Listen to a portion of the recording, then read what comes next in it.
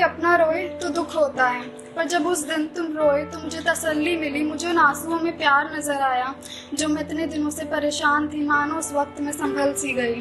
तो ये बात है उस वक्त की जब हमारे कॉलेज की पढ़ाई पूरी हो गई थी और तुम मेरे दोस्त जो कि दूसरे शहर से यहाँ पढ़ने के लिए आए थे, तुम्हारा अपने शहर अपने घर वापस जाने का वक्त आ गया था।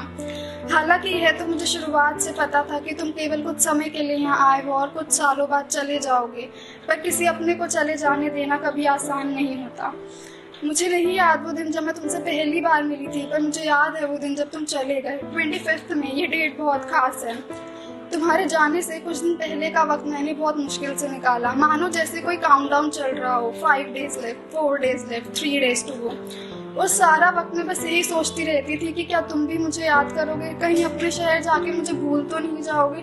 तुम्हारे लिए कितना आसान है यूँ चले जाना, तुम्हें देख के तो लगता भी नहीं कि तुम्हें हम लोगों की याद आएगी। और इन्हीं कुछ बातों की वजह से हमारी लड़ाई भी हुई थी और फिर बातें होना बंद हो गई थी। इस शहर में तुम्हारे कुछ आखिरी के दिन थे और हम दोनों उसमें भी लड़ लिए। यूं तो दोस्ती से ज्यादा कुछ भी नहीं था हमारे बीच, पर इतने सालों की दोस्ती को भी मैं कैसे जाने देती।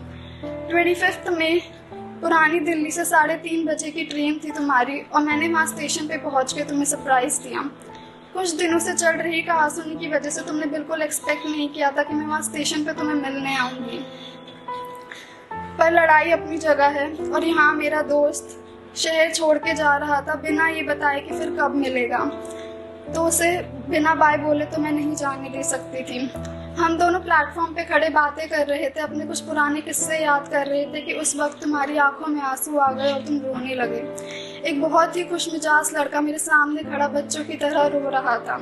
लोग गलत कहते हैं कि लड़के रोते नहीं। आपके साथ हंसने मुस्कुराने वाले तो बहुत लोग मिल जाएंगे, पर आपको याद करके कोई रोए ऐसे लोग बहुत कम मिलते हैं। मैंने वहाँ स्टेशन पे आके सरप्राइज दिया, वो तुम्हारे लिए अनएक्सपेक्टेड था, और तुम वहाँ रो गए, वो मेरे लिए अनएक्सपेक्टेड था। खैर, जिंदगी से जो भी अनएक्सपेक्टेड चीजें मिली वो अच्छी ही थी। उस वक्त मुझे लगा जो मैं इतने दिनों से सोच रही थी कि तुम्हें फर्क नहीं पड़ता, मैं गलत थी। मेरे लिए तो सिर्फ तुम जा रहे हो, पर तुम्हारे लिए तो ये शहर, यहाँ के लोग सब पीछे छूट रहा है। अपने एक शहर जाने के लिए तुम्हारा दूसरा शहर पीछे छूट रहा है।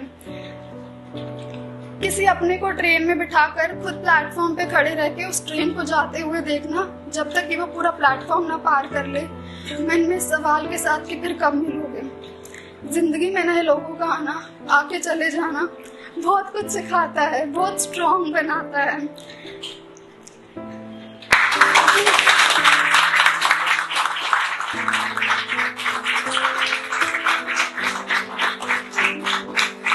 जिंदगी में कुछ चीजें हमें करनी पड़ती हैं, चाहे हमारे मन की हो या ना हो। जैसे तुम्हें जाना था और तुम चले गए, और वैसे भी जिंदगी का मतलब तो आना और जाना है।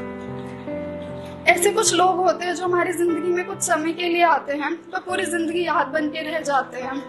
ये दूसरे शहर से आए लोग होते हैं या कभी अपने ही शहर के लोग जो हमें इंस्टाग्राम या फेसबुक पे मिलते हैं, जिनसे बात तो केवल कुछ वक्त के लिए होती है, पर जिनकी बातें हमेशा याद रह जाती हैं। किसी के चले जाने से कुछ रुकता तो नहीं है, थोड़े दिन में सब ठीक हो जाता है, इन दूरियों की आदत पड़ जाती है, जिंदगी फिर से नॉर्मल हो जाती है। पर फिर भी कोशिश करेंगे हमेशा मिलते जुलते रहने की, और जब तक होगा तब तक ये लॉन्ग डिस्टेंस वाली दोस्ती भी निभाएंगे। Thank you so much.